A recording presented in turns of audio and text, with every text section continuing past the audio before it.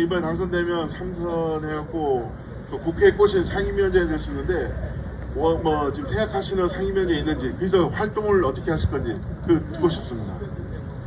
예, 국회의 꽃은 상임위원장이라고 합니다. 상임위원장은 어느 정당이든 간에 3선 이상의 의원들이 담당을 하게 되었습니다. 우리 제주는 국회의원이 셋밖에 없습니다. 300대 1이게 1%에 불과한 거죠. 근데 상임위원장이 되지면 최소 25명에서 30명의 의원들을 통솔하고 함께 의논하고 함께 결정합니다. 위원장은 상임위원회 안건을 상정할 수 있는 가장 강력한 권한을 갖고 있습니다.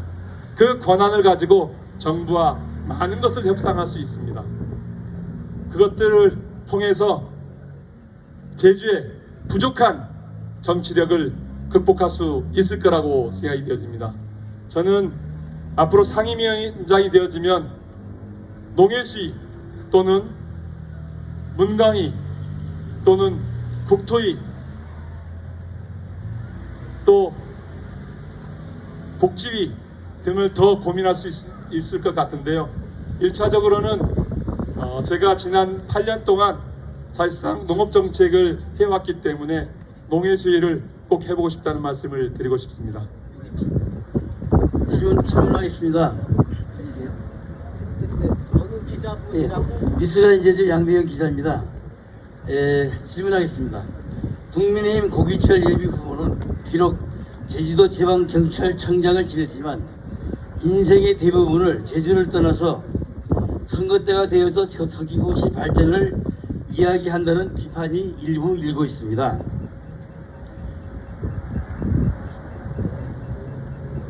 우리 미성근 후보님은 아까 정책을 많이 했던 데를 많이 말씀하셨지만 서귀포 평생을 제주도에서 살았고 서귀포시에서 도의원, 국회의원 등을 했지만 제주 지역 발전을 위해 한 것이 특이하게 다가오는 것이 없다는 비판이 일고 있습니다. 이 두 가지 비판에 대한 의원님의 입장을 밝혀주십시오. 예, 뭐 저는 이제 여러분들이 키워주시고 이 자리에 오게 되었는데요. 제주에서 나진 않았지만 초등학교 1학년부터 다녀서 이곳을 한 번도 떠난 적이 없고 지역 주민을 떠난 적이 없습니다. 누구보다 서귀포 시민과 우리 서귀포 시의 애로 또 서귀포의 미래 비전을 잘 안다고 생각됩니다. 상대 후보는 사실 고등학교를 졸업하고 무대에 가셨다가 이제 출마하기 위해서 오신 분이어서 그것에 대한 판단은 시민들께서 하실 거라고 생각이 되었습니다. 제가 지난 8년 동안 무엇을 했느냐, 정말 말씀드리면 시민들에게 의정보호를 단 한 달도 쉬지 않고 매달 문자를 전송했습니다. 매달 제 의정보호를 만들어서 매주에 하는 보고를 만들었고요. 그리고 금기원래 지난 8년 동안 금요일에는 무조건 지역에 와서 지역 주민들을 만나고 지역 주민의 의견을 청취했고요. 월요일이면 국회에 복귀해서 누구보다도 성실하게 아침 조찬 모임, 여러 학습 모임, 공부 모임을 해왔습니다. 그래서 제가 원내 정책 수석 부대표도 하고 또 정책위 부의장도 사실상 근 한 4년을 했습니다. 그러면서 우리 지역사회에서는 4.3 특별법 개정안이 저는 국회에 가서 만들어 놓은 것이 가장 큰 성과라고 생각이 되어집니다. 오영훈 의원, 강창일 의원, 송재우 의원, 김한규 의원과 또 4.3 유가족들과 제주도민과 다 같이 만든 거지만 오영훈 의원이 저희 중에 4.3 유족이어서 오영훈 의원에게 그 역할을 저희들이 맡겼습니다. 오영훈 의원이 이건 하는 게 맞다. 정치인인 제가 하고 싶지 않았겠습니까? 대표 발의를. 근데 그걸 가지고 경쟁하는 모습은 유가족들이나 도민들에게 부끄러운 모습이라고 저희들은 생각했습니다. 그런데 그러한 모든 성과가 위성군은 뭐 했냐로 귀결이 되는 것 같습니다. 4.3 특별법 개정을 위해서 누구보다 열심히 노력했다는 말씀을 드리겠고요. 농어민위원회에서 감귤 산업 발전을 위해서 고품질을 만들기 위해서 무병료 보급 체계를 만들고, 그래서 신품종을 바이러스가 없는 신품종을 만들게 하고, 그거를 제도를 개선하고, 또 지금 성산포에 해양치유센터를 만듭니다. 480억짜리입니다. 그리고 저기 동네코에 가시면 290억을 들여서 국가생약자원관리센터라는 걸 만들었습니다. 국가기관을 유치했습니다. 우리 소상공인들을 위해서 제주섬에서 서귀포 지서를 제가 유치했습니다. 처음에 반대도 있었고 안 된다는 얘기도 있었습니다. 뚝심 있게 밀어붙여서 우리 소상공인들이 세금 서비스를 편히 받을 수 있게끔 했습니다.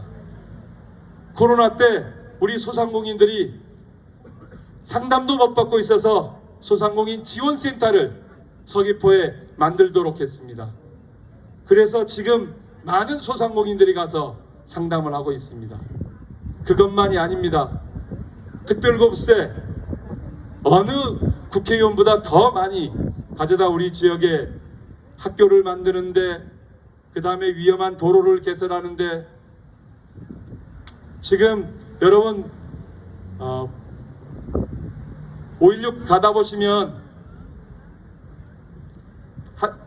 하치마키 도로라는 도로가 있는데요. 그 도로 횡단보도 만들어져 있죠. 거기에 사고가 날까 봐서 제가 경찰청에 요청했습니다. 아무리 봐도 사람이 가끔 지나가는데 이걸 만들어야 되겠다. 전 생활 정치를 했고 생활에서 필요한 많은 것들을 해왔습니다. 여기에 그런 도움을 받으셨던, 그 제안을 했는데 도움을 받으셨던 많은 단체장님이 와십니다. 저는 큰 것보다 시민들의 작은 것 하나하나 해결하는 것이 정치라고 생각합니다. 또 계신가요? 네, 계신가요? 한 분만 하고 마무리하겠습니다. 국제뉴스 문서영 기자인데요. 후보님이 이번에 당선하시면 삼선 의원이시고, 그리고 이제 의원님 중에서도 그래 삼선이면 마태형이라고 볼 수 있는데요. 수많은 정책을 오늘 얘기하셨는데 그래도 삼선 마태형으로서 좀 손꼽을 수 있는 정책 한 3개만 말씀해 주십시오. 이미 다 말씀을 하셨는데 또 얘기를 하라고 하면 네. 3개만 딱 집어주세요. 저는 그 4.3 제주 서귀포 시민의 주권 시대를 열 것입니다. 4.3 특별법을 개정을 통해서 행정처제 개편이 더 탄력을 받을 수 있게끔 해가겠습니다. 의료 문제를 해결하기 위한 여러 가지 공약들을 실천해 나가겠습니다. 앞서 다 말씀드렸기 때문에요. 예, 그건 알아서 판단하시기 바랍니다. 네, 예. 마지막으로 지금 메시지입니다. 그 개별 말씀 촬영하기 위해서 이쪽 서귀포 지역하고 성산포를 한번 돌아봤는데, 사람들이 이 위원님 그 평가를 구간이 명관이라고 하면서 그렇게 하는 분도 있고, 또 어떤 분들은 또 이제 바꿔야 된다는 그런 분들이 있고 그런데, 지금 돌아보니까 이 서귀포에 보니까 그 저녁에 손님들이 많이 없는 걸 확인했습니다. 경제가 굉장히 어렵고, 성산포에도 그 어떤 분은 고기 굽는 냄새가 저녁에는 없대요. 표선이나 세화 쪽에는 고기 굽는 냄새가 저녁에 있는데 성산에는 아예 없다고 하면서 우려를 하는데, 이에 대한 대책을 좀 설명해 주시죠. 대한민국 전부가 그렇습니다. 국민의 민생에 대통령이 관심이 없습니다. 국민의 민생을 해결해 주려는 노력을 전혀 하고 있지 않습니다.